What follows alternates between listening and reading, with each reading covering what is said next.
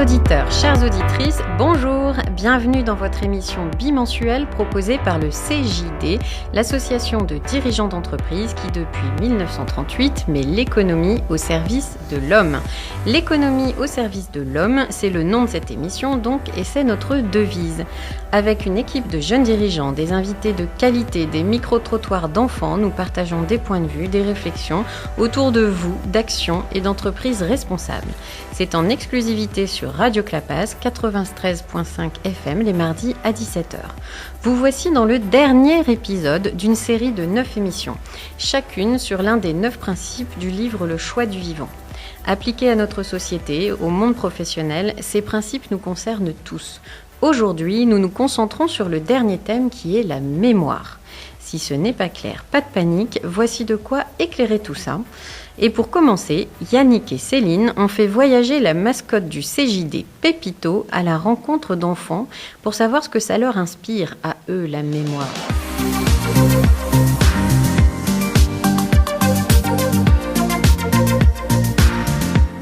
Toujours Pépito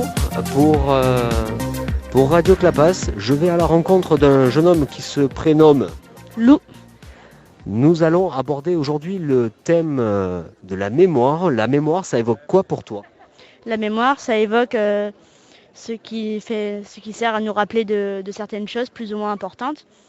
Et on a une mémoire vive qui nous rappelle des choses d'il n'y a pas très longtemps, mais qu'on oublie facilement. Comme dans les PC, la mémoire vive ? Oui, un petit peu. Est-ce que tu aurais une question à poser aux dirigeants sur le thème de la mémoire ? Est-ce qu'on peut oublier certaines choses pendant un certain temps et puis s'en souvenir plus tard ? Je te remercie. Bonjour Méline, qu'est-ce que veut dire pour toi le mot mémoire ? Mémoire, quand on a de la mémoire, ça veut dire quand on se souvient des choses. Merci. Et est-ce que tu aurais une question à poser à ces dirigeants sur la mémoire ? S'ils ont une bonne mémoire. Je te remercie. Bonjour, et tu t'appelles comment ? Colline. La mémoire, je pense que c'est un truc qui est dans ton cerveau. Comme si ton cerveau, et c'est comme si tu réfléchis. Comme un mot. C'est un mot qui veut dire je réfléchis quand tu réfléchis. Et est-ce que tu as une question à poser sur la mémoire ? Si c'est la vérité.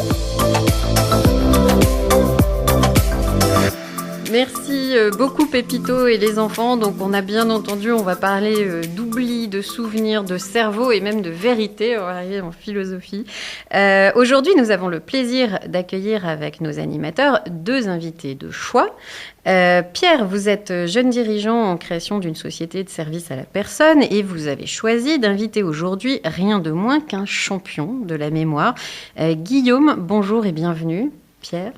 Bonjour Virginie, je suis très heureux d'être avec vous aujourd'hui. Donc effectivement, j'ai décidé d'inviter Guillaume Petitjean. Guillaume qui a un parcours assez intéressant et on fera le lien après sur le sujet de la mémoire. Donc Guillaume a un parcours de 10 ans dans la finance et dans le consulting. Il a travaillé pour plusieurs sociétés, notamment en tant que trader, dans 4 pays à l'étranger. Il parle 3 langues. Mais surtout, il a une passion qu'il a pu créer il y a quelques temps et convertir dans un business à lui, qui est le coaching et le développement de dirigeants. Ce qu'il a amené là, je pense, c'est une qualité particulière que Guillaume a pu développer, c'est-à-dire qu'il a beaucoup travaillé sur sa mémoire, puisqu'il est champion de France 2019 de mémorisation. Et donc, il va nous raconter tout ça. Guillaume, vous pouvez peut-être nous dire quelques mots sur vous ? Oui, bonjour. J'ai eu la chance l'année dernière de gagner le championnat de France de mémoire 2019. On est assez fiers parce qu'on est une petite association à organiser des championnats comme ça tous les ans. Et l'association des sports de mémoire, et on essaye de tout simplement diffuser et promouvoir ce type de techniques de mémorisation qui sont pas nouvelles, qui existent depuis très très longtemps.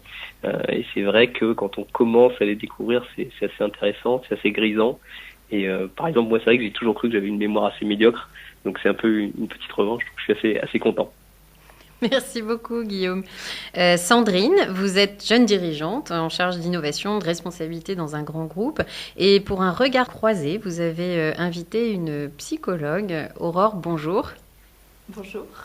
Alors, effectivement, je suis vraiment ravie de vous présenter Aurore Millet, qui interviendra sur ce thème de la mémoire et de ses méandres. Alors merci Aurore d'être là aujourd'hui avec nous dans le studio de Radio Clapas, la radio qui donne la parole à ceux qui ne l'ont pas. Aurore, vous êtes psychologue spécialisée en neuropsychologie au sein de votre cabinet Memoria à Montpellier. Vous êtes diplômée depuis 2008, diplômée de l'Université de Savoie-Chambéry, et vous avez principalement effectué votre cursus universitaire à Toulouse, avec une orientation tridimensionnelle à la fois gérontologique, psychopathologique et neuropsychologique. Alors ça fait des grands mots tout ça. J'ai compris, en tout cas dans votre parcours, qu'après avoir validé votre diplôme, vous avez fait le choix d'exercer en début de carrière en milieu hospitalier.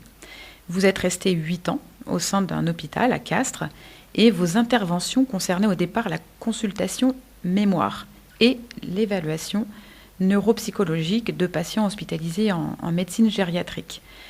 Et puis, au fil des années, vous avez collaboré à divers protocoles de recherche en tant que neuropsychologue référente, mais aussi attachée de recherche clinique. Alors, Aurore Millet, est-ce que vous pourriez nous expliquer en quoi consistait ce rôle? Et puis surtout, dites-nous ce que veut dire vraiment neuropsychologue. Alors, c'est vrai que le terme neuropsychologue, c'est quelque chose qui fait assez peur. On se demande ce que c'est. Donc, c'est un cursus classique de psychologue.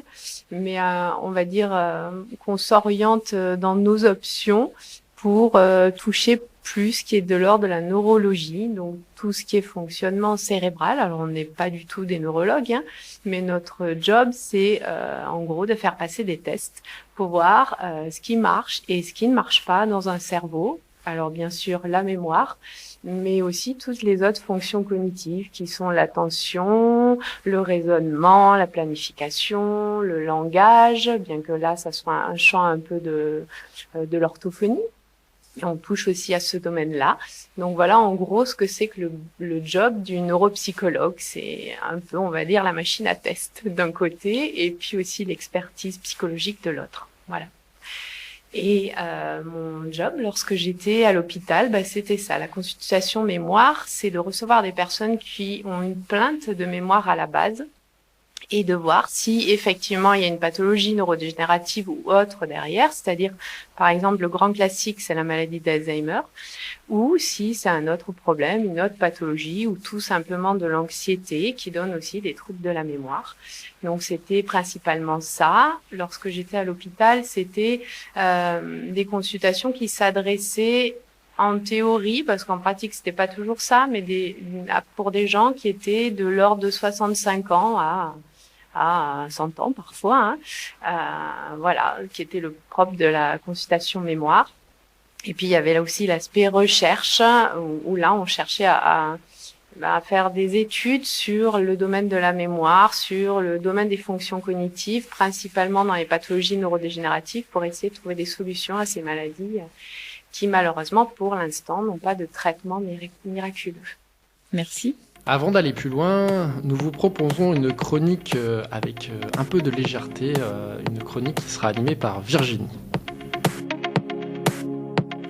Mémoire Express. Ah, mémoire. Génétique, tu nous préconfigures. Corporel, tu ancres les réflexes, les gestes, l'apprentissage musculaire.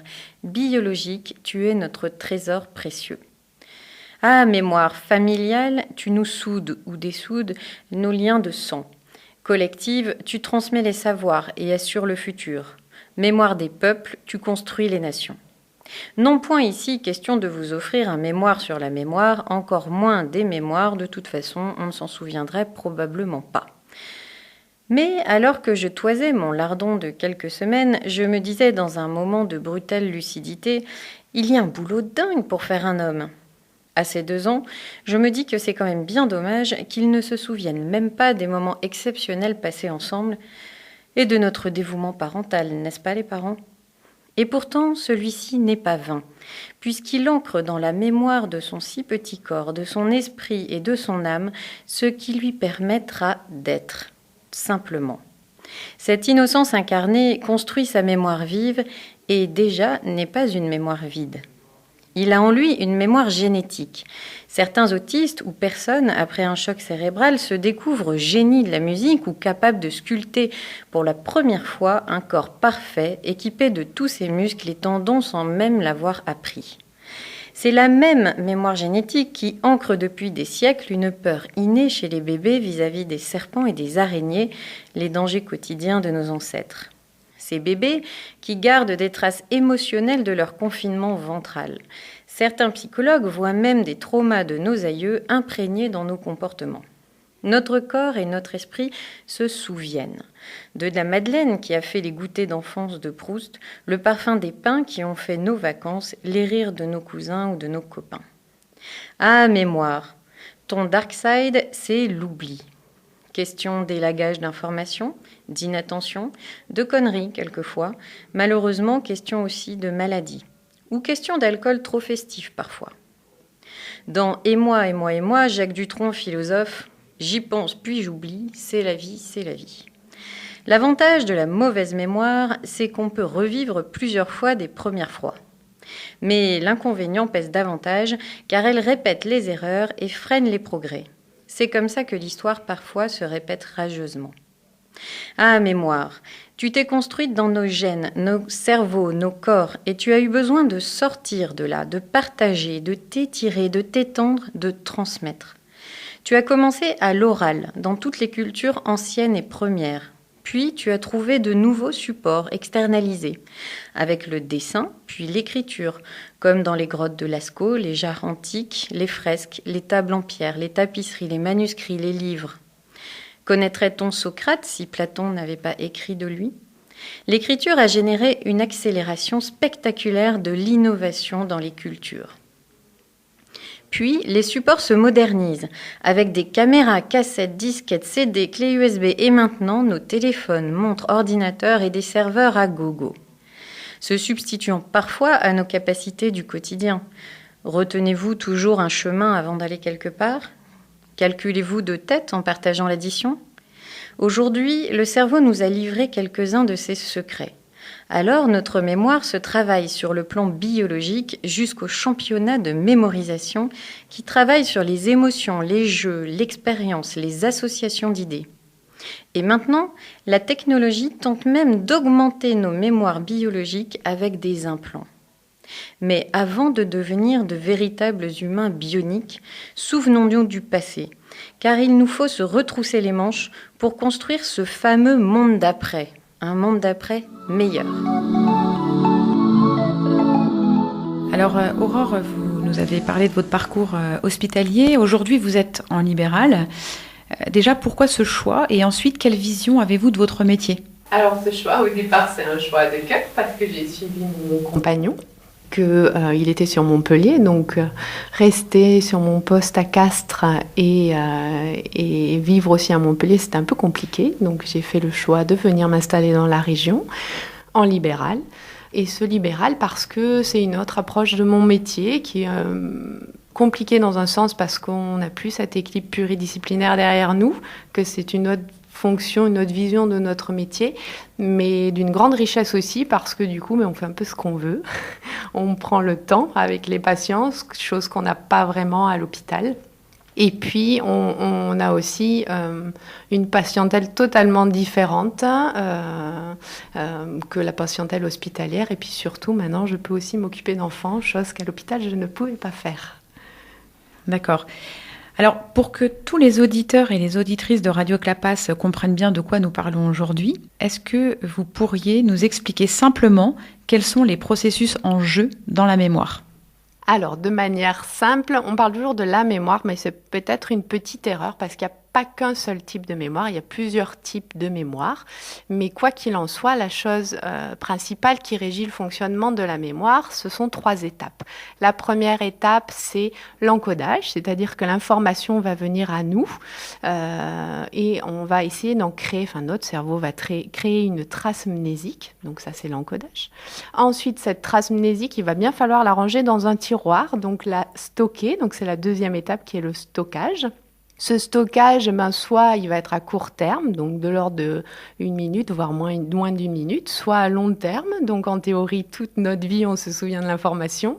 Et puis la dernière étape, c'est la récupération, c'est-à-dire qu'on va faire l'effort de retrouver l'information rangée dans la case de notre cerveau.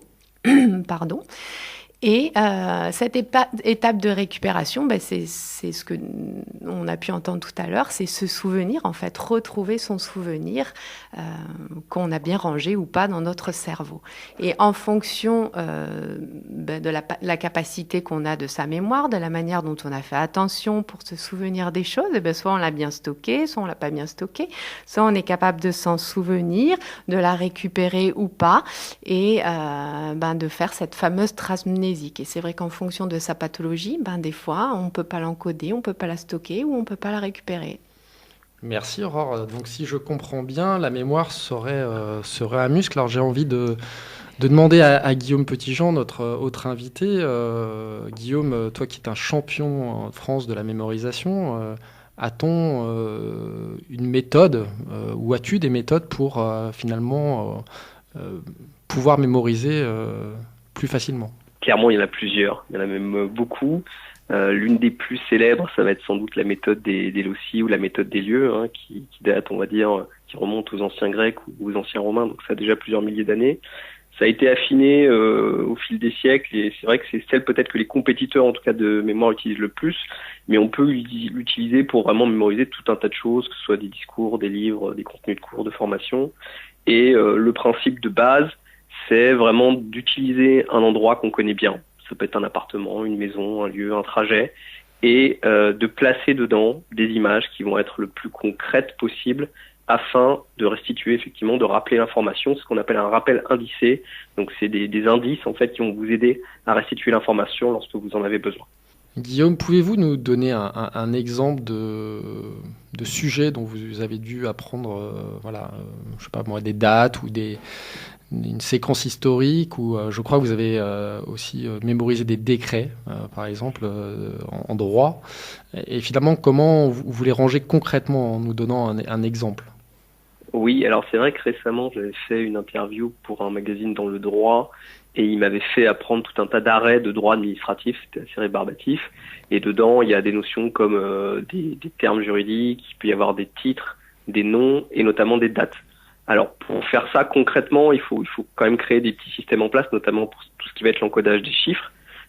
Mais pour faire simple, c'est-à-dire que je vais imaginer, je me promène, par exemple, dans l'appartement de mes parents quand j'étais plus jeune, et à chaque lieu, à chaque endroit, dans chaque pièce, je vais mettre une image qui va représenter pour moi l'information. Ça peut être des liens qui sont plus ou moins logiques, ou parfois complètement loufoques, et l'objectif, c'est juste de m'aider à restituer l'information. Donc, il y a un exemple que j'avais, effectivement, c'était... je sais plus, pour me rappeler d'un arrêt, l'arrêt Papon, j'avais mis Maurice Papon dans la baignoire de mes parents, mais c'est vrai que ça fonctionne. Et plus votre image va être concrète, et plus on va encoder ça avec plusieurs sens, plus ça va être riche et plus ça va être facile de rappeler l'information. Est-ce que c'est ce qu'on appelle les moyens mémotechniques, et du coup, est-ce que ça marche est-ce qu'on peut l'appliquer à d'autres ? Ce qui marche pour soi peut être appliqué à d'autres ? Alors, ce sont clairement des moyens mnémotechniques. On en connaît tous plusieurs, mais où est donc Ornicart et selon même vos domaines d'expertise, que ce soit en médecine, en droit, en histoire, on en a souvent rencontré lors de nos études. Ça peut s'appliquer vraiment à tout. Ça peut se transmettre, c'est-à-dire mais où est donc Ornicart, on s'en rappelle bien, et c'est vrai que ça fonctionne. Là, c'est un moyen mnémotechnique qui va être auditif. On peut en apprendre. Il y a tout un tas de systèmes. Il y a ce qu'on appelle les systèmes majeurs pour les chiffres notamment. Vous pouvez mémoriser avec ça des paquets de cartes, des listes de chiffres, même des chiffres binaires, des 0, des 1, ça peut être des dates, ça peut être des plans de cours. Et il y a tout un panel de méthodes qui peuvent être utiles, mais à tout âge. Quand on fait des formations ou des conférences, on a des personnes qui sont, en primaire des fois ou au collège, et on peut avoir des gens qui sont effectivement retraités ou qui sont en transition professionnelle. Et c'est vrai qu'il y a cette notion notamment un peu des fois on a l'impression de perdre sa mémoire ou de perdre ses facultés vraiment cognitives avec l'âge. Et en fait, on voit qu'à tout âge, on peut vraiment les améliorer, les entraîner. Alors Guillaume, merci pour cette proposition technique. Et là, j'ai envie de poser pour le coup une question à Aurore Millet qui reçoit une patientèle dont l'âge part de 6 ans jusqu'à... alors, je ne vais pas chanter, mais en tout cas, on va dire jusqu'à 100 ans plutôt. Est-ce qu'il y a d'autres techniques, selon vous, Aurore Millet, que vous proposez à vos patients pour justement garder cette mémoire, garder ces souvenirs et alors, je vais utiliser votre langage pour récupérer les souvenirs. Alors, oui, il y a plusieurs techniques, pardon. Alors, la seule chose, c'est que je vais un petit peu rectifier parce que ça m'a fait un petit peu tiquer, là. Le cerveau, c'est pas un muscle. La mémoire, c'est pas un muscle. Donc, du coup, s'entraîner, il faut que la méthode, elle nous soit propre, en fait. C'est-à-dire, moi, j'ai souvent des patients qui me disent, bon, voilà, moi, j'aime pas ça, mais je fais des mots fléchés parce que je suis sûre que ça fait du bien à ma mémoire. Bon, déjà, rien que la phrase, j'aime pas ça, c'est pas la peine. Si on n'aime pas, on fait pas parce que ça ne va pas améliorer sa mémoire. Il faut faire quelque chose vraiment qui nous fasse écho et pas se forcer à faire quelque chose qu'on n'aime pas. Moi, j'aime pas les épinards, je vais pas me forcer à manger les épinards, tout simplement. C'est pareil pour le cerveau. Même si c'est plein de fer. Même si c'est plein de fer, exact. C'est pas mauvais pour le cerveau, c'est vrai. Mais bon, vraiment, cette idée de je fais quelque chose qui me plaît, ça, c'est valorisant pour un système de mémoire. Donc après, il existe plusieurs méthodes. Celle que Guillaume a évoquée, c'est la méthode des lieux. C'est une méthode qui est beaucoup utilisée en rééducation, remédiation cognitive, où justement on va un petit peu forcer son cerveau, s'il est un petit peu feignant ou s'il a une lésion, à trouver de nouvelles techniques pour mémoriser les choses. Mais après, ce qui va nous permettre de l'activer, cette fonction de mémoire, c'est de faire plusieurs choses. Déjà des choses qui nous plaisent, mais aussi, là, les dernières études ont montré qu'il y avait 3 choses importantes pour bien faire fonctionner sa mémoire. La première, qui est toute simple, c'est une bonne alimentation. Alors ici, on est au bon endroit. Le régime méditerranéen, c'est tip-top pour faire fonctionner son cerveau, manger équilibré, manger du poisson parce que c'est riche en oméga 3, des choses comme ça. Ça, c'est une bonne chose. Ensuite, c'est le sport. Alors le sport, ça ne veut pas dire aller grimper l'Everest ou sur le Pic Saint-Loup toutes les semaines, mais juste avoir une petite activité physique parce que ça aussi, ça libère des hormones, ça libère des choses qui sont bénéfiques au fonctionnement de notre cerveau et donc de la mémoire.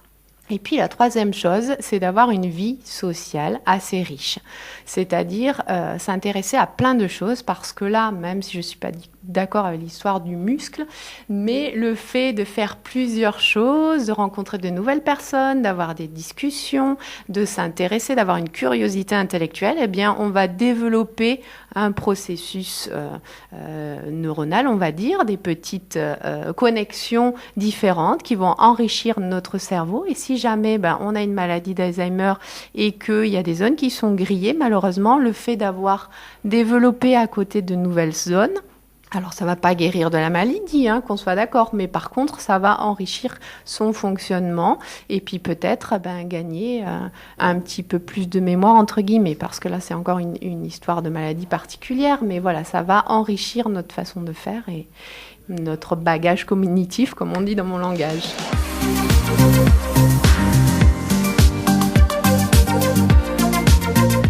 Salut à tous, c'est Greg. Je suis ravi, comme chaque semaine, de rejoindre l'équipe du CJD et l'émission L'économie au service de l'homme sur Radio Clapas 93.5. On va s'écouter, puisque je suis chargé de vous passer un peu de musique, un morceau du rappeur Youssoupha. Le morceau s'appelle « Avoir de l'argent » et il propose de remettre de la lumière au milieu de sa maison d'enfance. On y va de suite.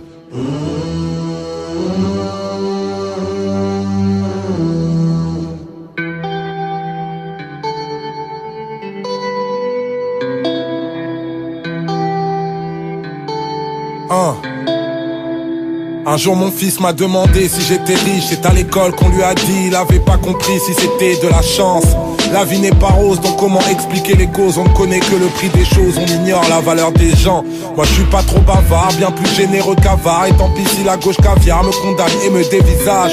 Je sais que ça dérange, les croyances et les légendes. L'argent ne change pas les gens, ils ne révèlent que leur vrai visage. Alors j'essaie toujours de dédicacer tous les bouts qui vont éclater, tous les braves contents d'écarter, tous les gars des terres des quartiers. Je vais pas claquer les bras ballants, je vais pas jacter comme une balance. Faire du chiffre et tenir ta langue, faire du bif avec mon talent. Plus je te connais, plus je te promets, plus de monnaie, plus de problèmes, plus de molaire, plus de colère, plus de collecte, plus de commerce, plus de bordel pour les impôts, plus de vices à payer plein pour vivre vite et mourir bientôt ex-pauvre avec des rêves genre quitter le ghetto définitivement, enterrer tous les gens qu'on aime dignement, réaliser ses projets les plus téméraires, prendre l'avion plus souvent que le RER, majeur en l'air pour mes ex-patrons qui m'offensent, remettre la lumière dans ma maison d'enfance, quelques billets pour recaver en cas de malchance. Ça ne suffit pas à faire un homme, avoir de l'argent.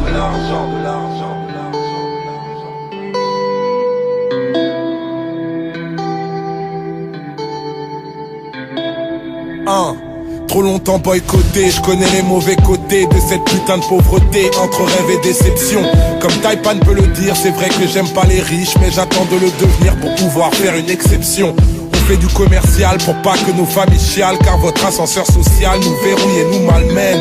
Il faut que je me sauve, y a du mépris sur ma peau. Je ne peux pas aider les pauvres si je reste pauvre moi-même. Pendant que toute ta tête est dans la télé, toutes tes têtes se sont emmêlées. Comment respecter les délais, des putains de crédits de fêlés. Dès le temps m'a de lever tôt pour s'empêtrer dans le métro. Traficoté dans le ghetto, quête les condés dans le rétro. Putain d'attitude de dandy, détonne ta dégaine de bandit. Toutes les bouteilles que tu brandis, tout ton compte en banque a grandi. Braquer les boutiques de Paris, taper le détour en Italie. Tous les protocoles me valident, ex-pauvre avec des rêves genre quitter le ghetto définitivement, enterrer tous les gens qu'on aime dignement, réaliser ses projets les plus téméraires, prendre l'avion plus souvent que le RER, majeur en l'air pour mes ex-patrons qui m'offensent, remettre la lumière dans ma maison d'enfance, quelques billets pour recaver en cas de malchance. Ça ne suffit pas à faire un homme, avoir de l'argent. Je vais vous dire ce que j'ai appris à aimer avec le cash.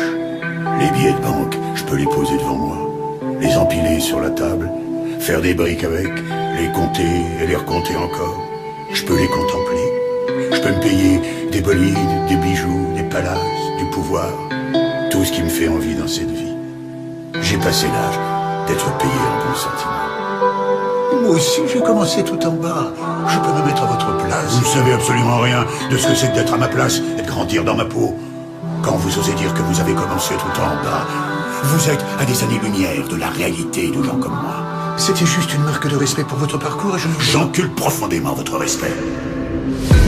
Quitter le ghetto définitivement, enterrer tous les gens qu'on aime dignement, réaliser ses projets les plus téméraires, prendre l'avion plus souvent que le RER, majeur en l'air pour mes ex-patrons qui m'offensent, remettre la lumière dans ma maison d'enfance, quelques billets pour recaver en cas de malchance. Ça ne suffit pas à faire un homme, avoir de l'argent.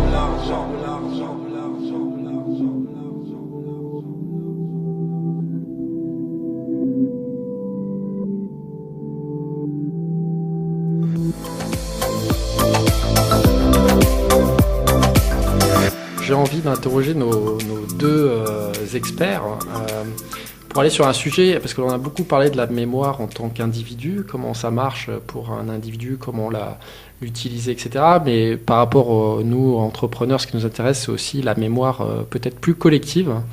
C'est-à-dire que dans une entreprise, on essaye de construire une culture, une identité avec une mémoire partagée en fait entre les collaborateurs. Et est-ce qu'on peut, du coup, travailler aussi sa mémoire en collectif, c'est-à-dire à la fois partager des choses, pouvoir les transmettre. Est-ce qu'il y a des processus facilitants ? Je pense que ça peut être intéressant pour nos auditeurs, à la fois avec leurs collègues ou aussi dans une association dont ils font partie. Et comment transmettre en fait ce bien commun qui appartient à toute association ou à tout collectif ?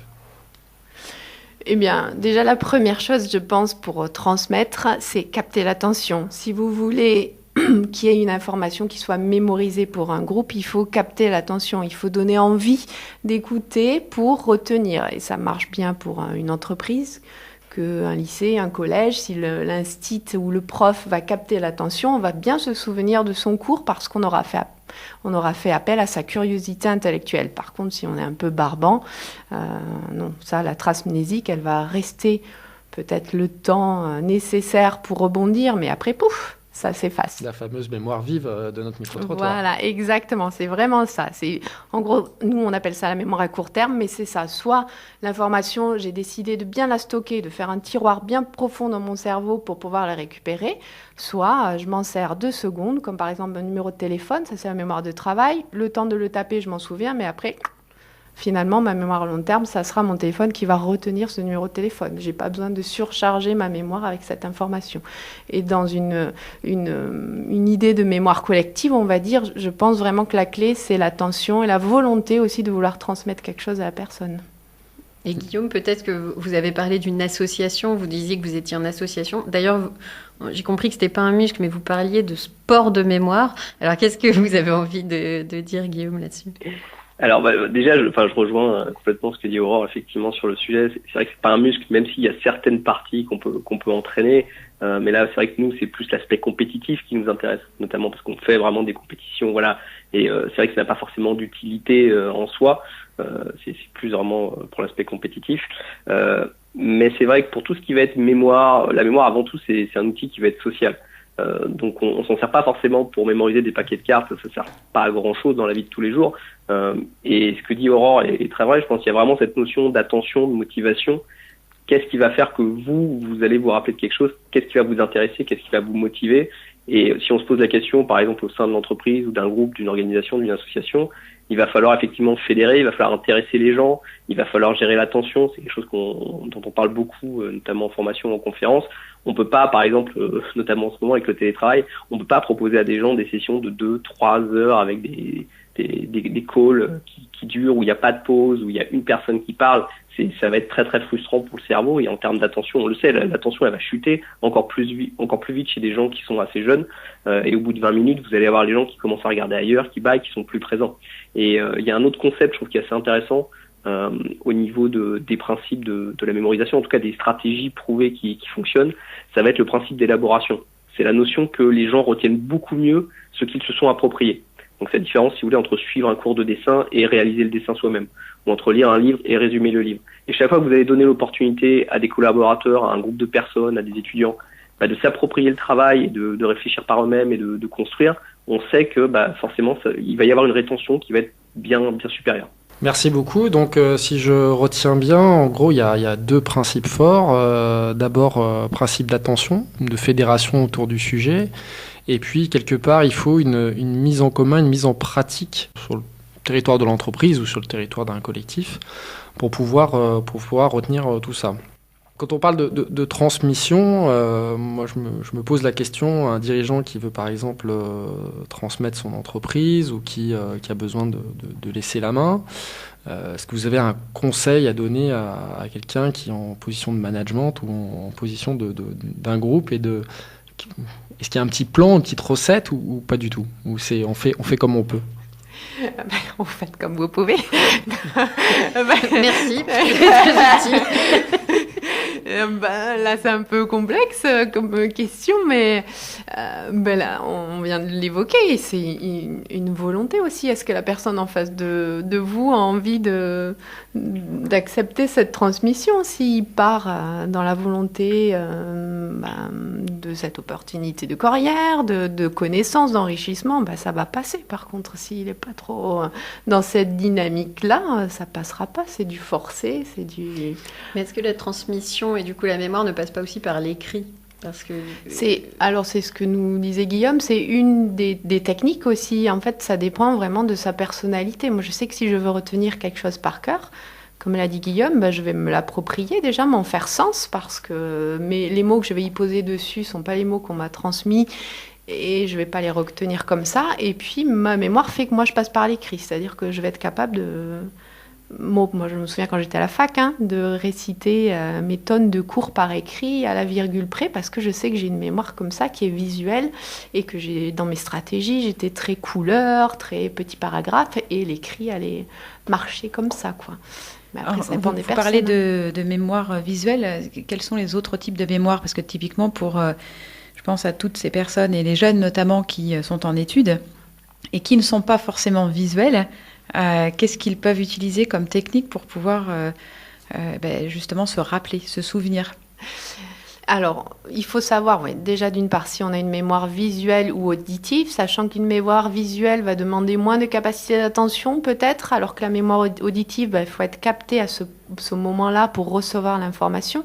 On peut aussi avoir une histoire de mémoire sensorielle. Il y a des gens plus sensibles là-dessus, parce que tout à l'heure aussi, on l'a évoqué, ces histoires d'indices pour récupérer l'information. Peut-être qu'une odeur va nous faire récupérer une information, peut-être qu'un lieu. Je sais qu'il y a des personnes qui sont capables de mieux mémoriser dans un lieu donné, et du coup la récupération se fait aussi dans ce lieu donné. Donc par exemple, quand on est un enfant, qu'on apprend dans une classe, récupérer l'information dans la classe va mieux fonctionner, mais le problème c'est qu'après on n'est pas toujours dans sa classe toute sa vie pour récupérer l'information. Donc voilà, c'est des petites techniques, encore une fois, qu'il faut faire propre à soi pour savoir comment on fonctionne, pour mieux apprendre. Moi j'ai envie de poser une question à nos experts, Aurore et Guillaume. On a parlé de mémoire vive, donc court terme, qu'on peut perdre rapidement, puis on a parlé de mémoire long terme, et là c'est ancré indéfiniment. Est-ce que c'est vrai? Est-ce qu'on peut vraiment retenir à très très long terme? Est-ce qu'il faut un certain temps, un certain nombre de répétitions? À partir de quand vraiment on a retenu une information, alors si j'ai bien compris, avec de l'attention, et puis si on a bien pratiqué et élaboré, mais à partir de quand on est sûr que finalement c'est inscrit dans nos cellules ou dans notre, je sais pas comment ça fonctionne là-haut, mais quel est le temps en fait qu'il nous faut pour vraiment avoir une mémoire à long terme sur une information? C'est pas forcément une histoire de temps, c'est une histoire de comment on a encodé l'information. Est-ce qu'on a désiré que cette information, elle reste, que la trace mnésique, elle soit à vitam aeternam, ou est-ce que juste on veut s'en saisir sur le moment, là, c'est-à-dire la mémoire de travail, je fais quelque chose après et je la jette. Par contre, une fois qu'on a encodé, le meilleur exemple, c'est par exemple les poésies qu'on a appris à l'école ou les chansons. Ça, elles sont encodées pour le restant de notre vie. Et quand je dis le restant de notre vie, c'est vraiment ça. Cette mémoire à long terme, elle est infinie en termes de capacité et en termes de durée. Je vois même chez mes patients qui ont une maladie d'Alzheimer, au fur et à mesure que cette maladie elle évolue, leurs traces mnésiques, les informations les plus récentes disparaissent les unes après les autres. Et ce qui reste le plus longtemps, moi ce que j'appelle le cœur de l'oignon, c'est leurs petites enfance. Donc ça veut dire que c'est les informations qu'ils ont encodées tout petits, donc toute une vie. Donc la trace elle est restée toute une vie. Après, il y a aussi une sensibilité des mémoires. Par exemple, la mémoire qui marche très bien et très longtemps, c'est la mémoire procédurale, c'est-à-dire la mémoire de l'action. On est capable de savoir marcher, de savoir faire du vélo, même si on a une maladie d'Alzheimer à un degré très sévère. La mémoire de l'action, elle est toujours là. Voilà. Encore une fois, c'est une histoire d'encodage, de type d'encodage. Moi, j'ai envie de savoir, Guillaume, donc les décrets là, que tu as retenus, tu les as retenus pour... avez-vous retenu ça pour toute votre vie? Alors, clairement, quand c'est une information qui va être très précise, ça peut... Nous, on va utiliser souvent un principe qui s'appelle la notion de répétition espacée. Et c'est vrai, si on veut avoir une information vraiment sur le bout des doigts, un contenu qui est très précis, qui est riche en contenu, et notamment en notion abstraite avec des chiffres ou qui a une certaine complexité, il va falloir qu'on répète l'information un minimum. C'est-à-dire que quand je mémorise un paquet de cartes ou un arrêt de droit administratif avec une date, si je ne répète pas l'information, automatiquement je vais commencer à le perdre. Et ça, c'est quand même valable pour beaucoup d'informations, sauf si effectivement il y a un effet de priming, des fois de primauté, c'est-à-dire des choses qu'on a appris vraiment dans la petite enfance, ou des choses par exemple qui nous ont marqué énormément. Donc il y a quand même des notions d'engagement émotionnel aussi là-dessus. Et c'est vrai que si on répète pas l'information, alors nous en général on dit quoi, il fait 4 ou 5 fois, avec il y a des intervalles comme ça qui sont optimisés. Il y a quelque chose qui s'appelle notamment la courbe de l'oubli. C'était un docteur, je crois suisse, qui avait fait ça, monsieur Ebbinghaus. Et si vous répétez une information, on dit 5 fois à peu près sur une année, logiquement, ça va commencer à rentrer dans la mémoire à long terme et ça va vraiment être ancré sur le très très très long terme. Après, ça dépend aussi de la force de cette information, de ce souvenir, de tout un tas de facteurs. Pour répondre à la première question de Pierre, du coup, sur comment est-ce qu'on peut éventuellement donner des conseils aux dirigeants pour transmettre des informations, nous, on a quelques stratégies qui sont un peu connues qui marchent. Donc déjà, ça peut être vraiment cette notion de répétition espacée. Ça peut être, voilà, si je présente l'information pas une fois dans l'année lors de la formation ou lors de la réunion annuelle, mais plutôt, je sais pas, tous les mois, tous les 3 mois, tous les 6 mois, forcément ça va aider les gens à restituer et à se remémorer un peu l'information. Donc ça, c'est vraiment la première notion. Si on révise pas juste la veille de l'examen, il faut réviser tout au long de l'année, même si des fois c'est pas toujours facile à mettre en place. Et puis il y a la notion par exemple de double encodage. Il y a Aurore qui parlait tout à l'heure de mémoire un peu sensorielle, où c'est vrai. Est-ce que ça arrive des fois qu'on peut oublier puis se rappeler? Bah oui, clairement il y a la Madeleine de Proust, c'est-à-dire que tout ce qui va être sensoriel, ça va aider quand même. Alors il y a des préférences clairement qui existent.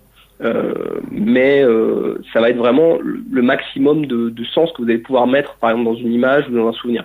C'est-à-dire que si je veux me rappeler d'un arrêt de droit administratif qui est très précis, qui est très concret, il va falloir que je mette du visuel, il va falloir que je mette de l'auditif, il va falloir que je mette du mouvement. Et plus ça va être choquant, plus ça va être drôle, plus ça va être un peu bizarre, plus ça va être facile pour moi de rappeler l'information à terme.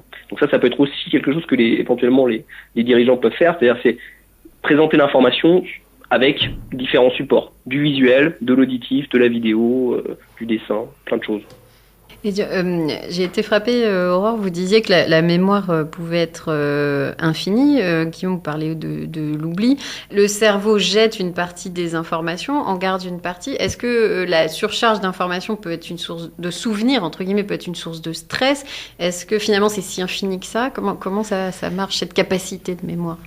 Oui, c'est infini parce que ce cerveau, il est inépuisable dans la mesure où il fonctionne bien. Quelqu'un qui a une pathologie neurodégénérative, par exemple, j'en parle beaucoup de cette maladie d'Alzheimer, mais c'est vrai que c'est ce qui hante les gens quand on parle de mémoire. Mais quelqu'un qui a une maladie d'Alzheimer, dès la première porte, c'est-à-dire dès l'encodage, ça ne fonctionne plus. Donc comme la personne ne peut pas encoder, elle ne peut pas stocker, elle ne peut pas récupérer puisqu'il n'y a rien à récupérer.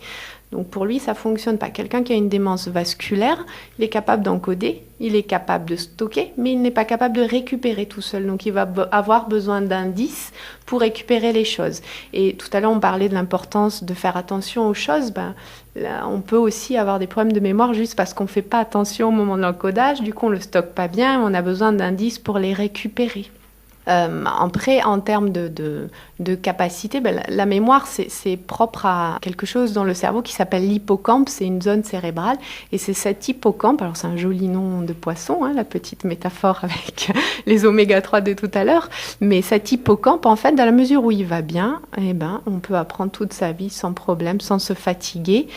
Disons que ce mécanisme de faire le choix des informations qu'on retient, c'est pas tout à fait inconscient. On sait très bien qu'on est capable de se souvenir de quelque chose d'utile, mais par contre, quand je vais me dire « Ah zut, j'ai oublié de faire ça » ou « Tiens, il faut que mon conjoint il aille acheter le pain et qu'il le fait pas », il a peut-être fait exprès de pas le faire, quoi. De et pas quand s'en on perd souvenir. ses clés tout le temps, comment... Alors ça, c'est un pourquoi problème. Qu'est-ce qui se passe là-dedans? Ça, c'est un problème d'attention. C'est-à-dire, alors là, par exemple, il y a un super moyen mémotechnique. Et pouf, je rebondis, c'est bien, c'est magique la radio, on rebondit sur les informations de Guillaume qui parlait de double encodage. Pour pas paumer ses clés, il y a 2 stratégies. D'abord, la plus simple, c'est toujours mettre ses clés au même endroit. Et la deuxième stratégie, c'est le double encodage. C'est-à-dire que quand j'ai mes clés et que je décide de les poser à un endroit qui n'est pas habituel, je me le dis à haute voix ou dans ma tête, je me dis je pose mes clés à tel endroit. Donc mon œil visualise la zone où les clés sont posées, mais aussi ma mémoire auditive, on va dire, fait une double répétition de cet encodage et il y a une trace mnésique plus forte qui va se créer. Guillaume, Aurore, ça vous arrive jamais? Ah bien sûr que si, on est sélectif. Enfin, moi je parle pour ma part, mais bien sûr. Guillaume, ça vous arrive d'oublier des choses? Et je vous rassure, ça m'arrive tout le temps. C'est pas rassurant. C'est une grosse discussion qu'on a entre mnémonistes, entre compétiteurs. On a des champions de monde de mémoire. Et des fois, on dit, mais comment tu t'appelles toi? Je sais plus. Voilà, c'est dommage. C'est quoi ton numéro? Je sais plus. Et il y a vraiment cette notion d'attention, effectivement. Si on ne prête pas attention à quelque chose, si on fait pas l'effort en amont ou au moment où l'information arrive, vraiment à la mettre de côté et éventuellement à utiliser une technique, mais ça peut être une technique simple. La technique du mouchoir noué, ça marche très bien. Pourquoi? Parce que voilà, ça nous rappelle juste qu'il y a quelque chose dont on doit se rappeler.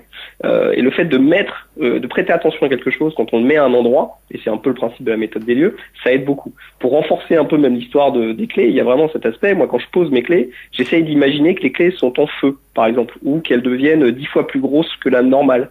Et donc, je les pose sur la table et j'imagine que la table, il y a un trou dans la table où la table prend feu. Et quand je me pose la question, 3 heures plus tard, où sont mes clés?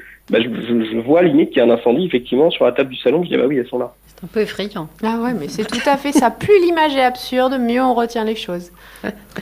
Alors, ce qui m'amène à poser peut-être une dernière question, ou deux en une. Tout à l'heure, Aurore Millet, vous nous avez beaucoup parlé de maladies neurodégénératives, notamment Alzheimer. Il en existe peut-être d'autres. En tout cas, c'est celle dont on entend souvent parler et qui effectivement fait peur. Moi, j'avais envie de vous poser la question suivante. Déjà, comment on évalue le fait qu'une personne perd la mémoire ? Moi, très fréquemment, ça m'arrive de me dire, oh là là, Alzheimer me guette quand effectivement je retrouve pas. Enfin, déjà, je ne me souviens plus de choses qui pourtant m'ont marqué à un moment donné.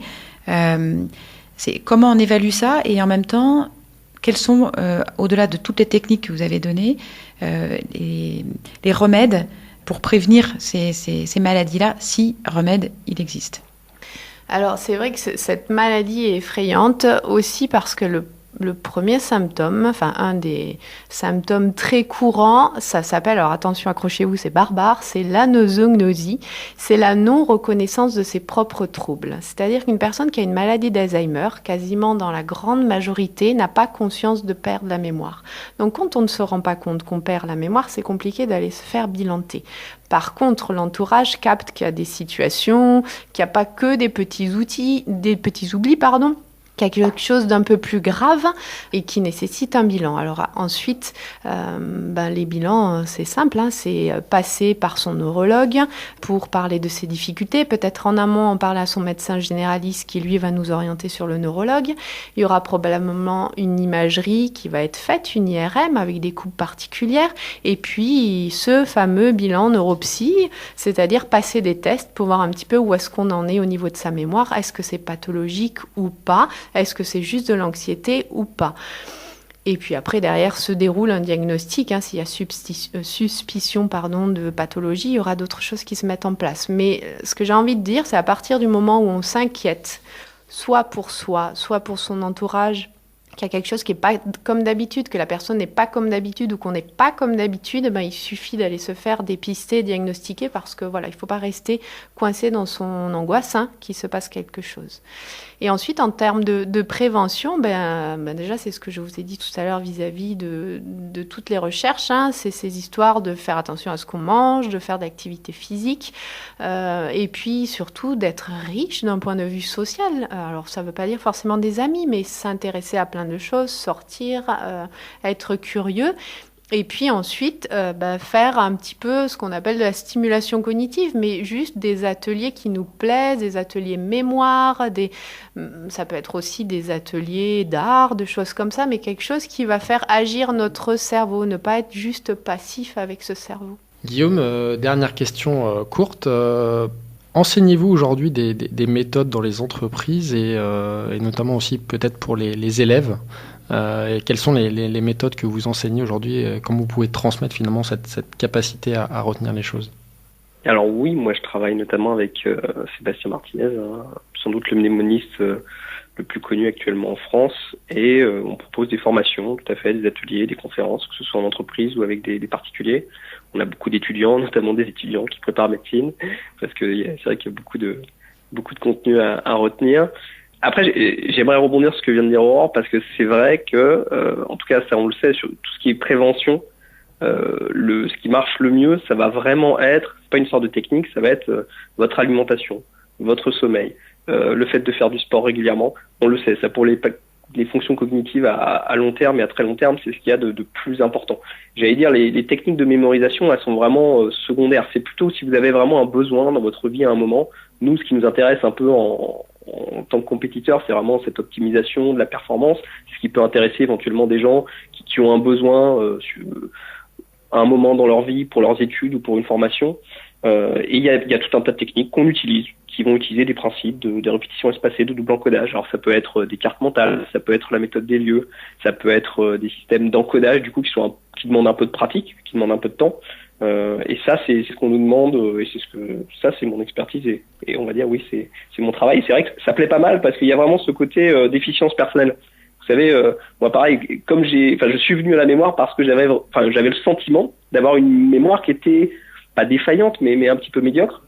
Et c'est vrai que en fait, tout le monde peut quand même optimiser ou améliorer en tout cas les techniques de mémorisation pour des choses du quotidien, la liste de courses, mémoriser un plan de cours, mais pour sa culture générale. Et une fois de plus, je pense que Aurore l'a dit, il faut quand même le garder pour des choses qui nous plaisent vraiment et qui nous motivent. Merci beaucoup Guillaume, merci beaucoup Aurore. On pourrait vous écouter des heures, mais malheureusement l'horloge nous rappelle à l'ordre. Avant de conclure, est-ce que vous auriez un petit mot de la fin, un petit cadeau avec lequel vous voudriez que nos auditeurs repartent pour finir cette journée ? Alors, moi, je l'ai peut-être déjà dit, mais je le redis. N'ayez pas peur, en fait. Si vous trouvez que votre mémoire ne fonctionne pas, si vous trouvez qu'il y a quelque chose de bizarre chez vous, chez un proche, même chez un enfant, parce que ça arrive, on a beaucoup parlé de pathologies neurodégénératives, mais les petits ne sont pas épargnés aussi de difficultés. Eh ben, tapez aux portes pour questionner, que ce soit à l'hôpital ou en libéral, pour ne pas rester avec cette angoisse, cette inquiétude et ce diagnostic en attente, on va dire, parce que c'est important, et surtout dans les pathologies neurodégénératives, de le faire le plus tôt possible. Merci. Guillaume ? Moi, j'aimerais dire que oui, quel que soit votre âge, votre expérience, vous pouvez entraîner votre mémoire et l'améliorer, que ce soit pour vos études, votre vie, votre culture générale. Il ne faut pas hésiter, je pense, à explorer. On peut vraiment apprendre à tout âge. Et si vous voulez faire de la compétition, rejoignez-nous dans l'ASM, l'Association des sports de mémoire. On sera content de vous accueillir.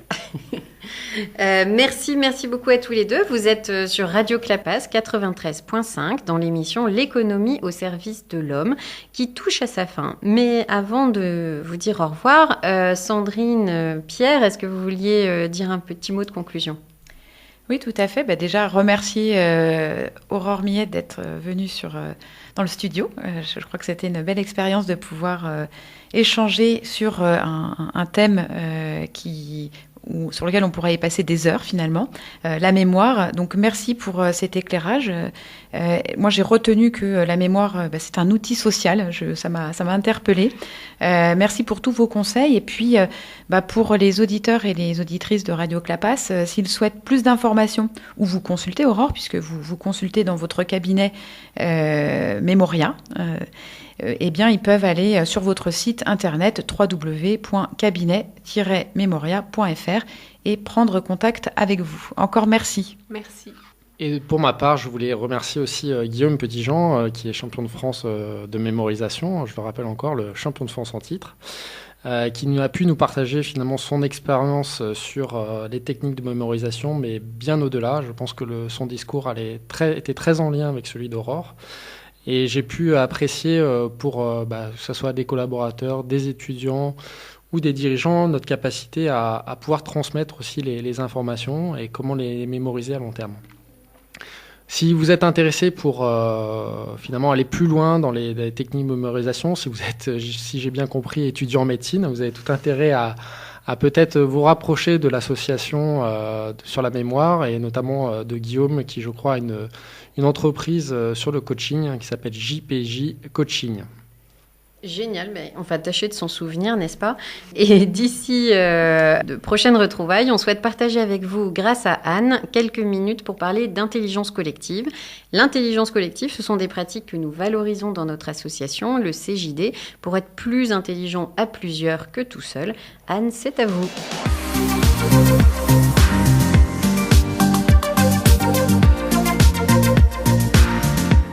Merci Virginie et merci aux auditeurs de Radio Clapas qui m'accompagnent à la découverte de ce truc que j'adore, l'intelligence collective. Il y a 15 jours, je vous ai parlé de Francis Galton, ce statisticien du 19e siècle, qui a, sans le vouloir, prouvé qu'une foule pouvait être plus sage qu'un expert. Aujourd'hui, toujours sur le thème de « Un groupe est-il plus intelligent qu'un individu ?», nous allons évoquer 2 expériences. La première, c'est une expérience de résolution d'énigmes qui a été menée par un psychologue américain, Marvin Shaw, dans les années 50. Marvin Shaw étudiait la psychologie sociale et notamment la dynamique des groupes et le leadership. Donc il organise une expérience avec des énigmes à résoudre, données soit à des individus, soit à des groupes. Et comme on dit, il n'y a pas photo du tout. Les groupes sont de loin meilleurs à ce jeu. Ils résolvent 53% des énigmes posées par Shaw alors que les individus seuls n'en résolvent que 7,9%. Gros avantage à réfléchir à plusieurs. Plus proche de nous, en 2010, on a une expérience menée par Anita Woolley, qui est mon idole, parce qu'elle révolutionne l'approche de l'intelligence collective. Anita Woolley, elle est professeure associée en comportement organisationnel, ce qui est à peu près la meilleure traduction que j'ai pu faire de l'anglais Organizational Behavior. En 2010, elle crée une expérience avec 180 groupes de 2 à 5 personnes, à qui elle fait réaliser un ensemble de tâches variées. Alors ça va de la résolution de puzzles à la rédaction de listes, à des jugements moraux. Et elle a une partie de dames contre un ordinateur en tâche témoin. Que prouve Woolley ? Elle prouve qu'il existe en quelque sorte ce qu'on pourrait appeler un QI de groupe. Oui, comme pour les individus, certains groupes sont idiots et d'autres sont géniaux. Ce QI de groupe, elle l'appelle le facteur C, C comme collective. Il y a beaucoup d'éléments fascinants dans la recherche de Woolley, et j'y reviendrai donc dans la prochaine émission. L'un des aspects qui, à mes yeux, est le plus fascinant, c'est la robustesse de sa recherche. En effet, son facteur C explique 43% de la variabilité des performances collectives observées. Alors je vous donne une comparaison pour que vous mesuriez ce que vaut ce 43%. Quand on mène ce type d'expérience avec des individus et qu'on regarde quelle est votre capacité individuelle et la mienne, par exemple, à mener un ensemble de tâches variées, on prouve qu'il existe une différence entre vos capacités et les miennes, et on le prouve entre 30 et 50%. Donc Woolley, avec son 43%, elle a une démarche qui est vraiment, et une preuve qui est vraiment très très robuste, et on peut dire avec certitude que oui, certains groupes sont plus intelligents que d'autres. Alors ça nous ouvre un champ immense de questions, et notamment, pourquoi certains groupes sont-ils plus smart que les autres ? Et je vous propose d'écouter l'émission dans 15 jours du CJD sur Radio Clapas pour connaître les éléments de réponse. Et nous voilà déjà à la fin de cette émission, l'économie au service de l'homme, dédiée à la mémoire. C'était le dernier des 9 thèmes de notre série sur le choix du vivant. Vous pouvez retrouver tous les podcasts sur radioclapas.fr et prochainement sur la chaîne YouTube du CJD Montpellier. Notre prochaine émission sera diffusée début octobre sur les ondes de Radio Clapas 93.5 et nous commencerons une toute nouvelle série. Je n'en dis pas plus, rendez-vous le 6 octobre. Et d'ici là, si vous avez des questions, des suggestions, n'hésitez pas, contactez-nous via les pages Facebook et LinkedIn du CJD Montpellier. Merci aux jeunes dirigeants du CJD et à nos 2 invités, Guillaume Petitjean et Aurore Millet. Merci à l'équipe de Radio Clapas pour son accompagnement. À bientôt et d'ici là, prenez soin de vos proches et de vous.